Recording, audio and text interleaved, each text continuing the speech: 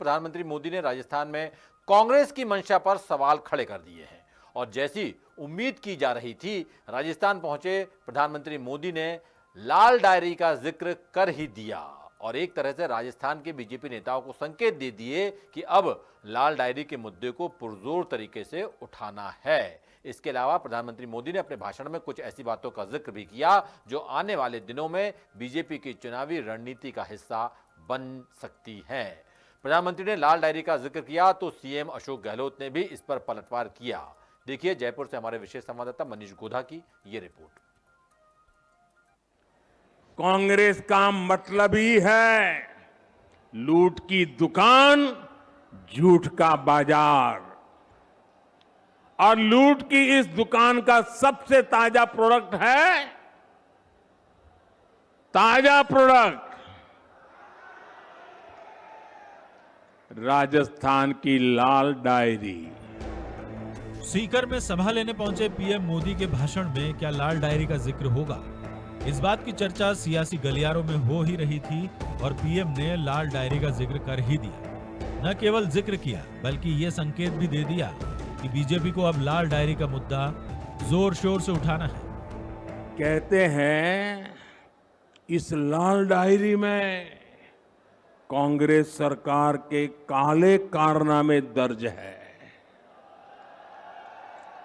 लोग कह रहे हैं कि लाल डायरी के पन्ने खुले तो अच्छे अच्छे निपट जाएंगे।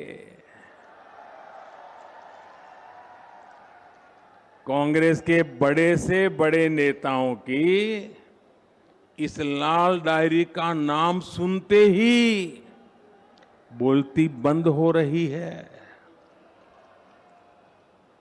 ये लोग भले ही मुंह पर ताला लगा ले, लेकिन ये लाल डायरी इस चुनाव में पूरी कांग्रेस का डिब्बा गोल करने जा रही है। इसके अलावा पीएम मोदी ने अपने भाषण में जिन बातों का जिक्र किया उसने बता दिया है कि राजस्थान में बीजेपी की चुनाव में रणनीति क्या होने वाली है। मोदी ने कहा, कांग्रेस नेताओं ने सरकार का हर दिन आपसी खींचतान और वर्चस्व की लड़ाई में बर्बाद किया। जो 4 साल सिर्फ सोएगा वो अपने काम का हिसाब कैसे देगा? इन लोगों ने सरकार का हर दिन आपसी खींचतान में, वर्चस्व की लड़ाई में बर्बाद किया है।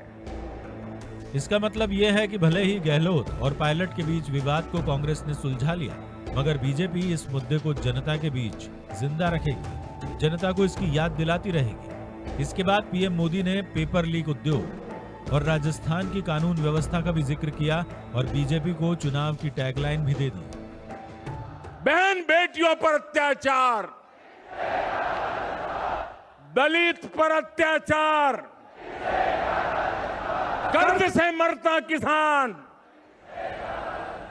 अपराध बेलगाम नहीं सहेगा राजस्थान। पेपर लीक से युवा परेशान नहीं सहेगा राजस्थान। भ्रष्टाचार नहीं सहेगा राजस्थान। अब पीएम ने लाल डायरी का जिक्र किया तो सीएम अशोक गहलोत ने इस पर पलटवार किया। प्रधानमंत्री जी को बजाय लाल डायरी की बात करनी, जो कपूर कल्पित डायरी है, कोई डायरी है ही नहीं, उसको लेकर राजनीति हो रही है। उसके बजाय तो उनको चाहिए असलियत पे आए। लाल टमाटर लाल है और महंगाई की मार से आमदनी जो खत्म हो रही है तो गुस्से में लोगों का चेहरा लाल हो गया है। उसकी बात करते भाई कैसे मैं इनको राहत दिलाऊं, वो बात नहीं करेंगे। चुनाव आ रहे इसलिए भारतीय जनता पार्टी को जनता आज सिग्नल दे चुकी है। सीकर के अंदर तो जनता समझ गई है और आने वाले वक्त में उनको लाल झंडी दिखा दी जाएगी। सियासी तौर पर देखें तो सीकर कांग्रेस के प्रदेश अध्यक्ष गोविंद सिंह डोटासरा का गृह जिला है और भारतीय जनता पार्टी के लिए सीकर ही नहीं, शेखावटी के तीनों जिले सीकर, झुंझुनू और चूरू कभी बहुत आसान नहीं रहे हैं। पिछले चुनाव में बीजेपी यहां से 21 सीटों में से केवल 3 सीटें जीतने में कामयाब हुई थी। ऐसे में पीएम का यह दौरा काफी अहम माना जा रहा है। प्रधानमंत्री नरेंद्र मोदी के सीकर में आज दो प्रोग्राम थे, दो कार्यक्रम थे। एक सरकारी कार्यक्रम था और एक गैर सरकारी या राजनीतिक कार्यक्रम था।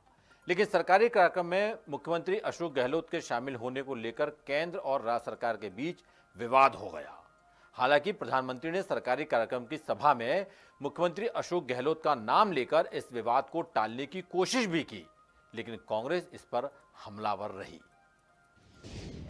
विवाद की शुरुआत हुई अशोक गहलोत के इस ट्वीट से। गहलोत ने ट्वीट कर लिखा कि प्रधानमंत्री के कार्यक्रम से उनकी 3 मिनट की स्पीच हटा दी गई, इसीलिए भाषण के माध्यम से पीएम का स्वागत नहीं कर पाएंगे।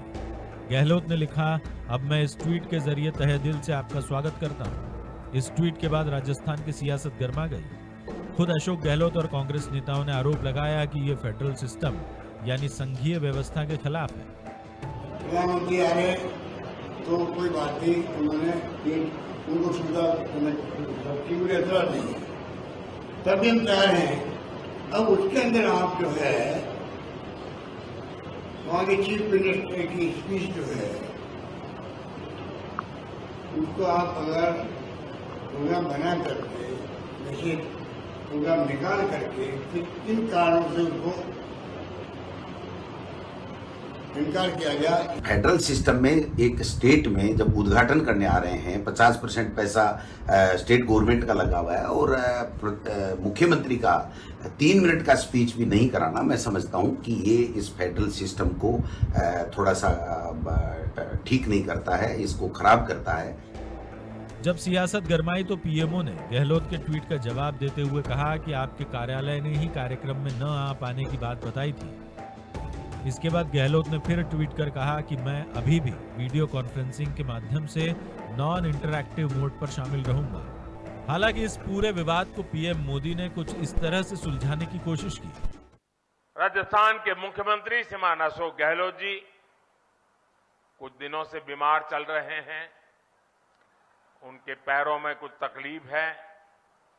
आज इस कार्यक्रम में आने वाले थे लेकिन उस कठिनाई के कारण नहीं आ पाए हैं।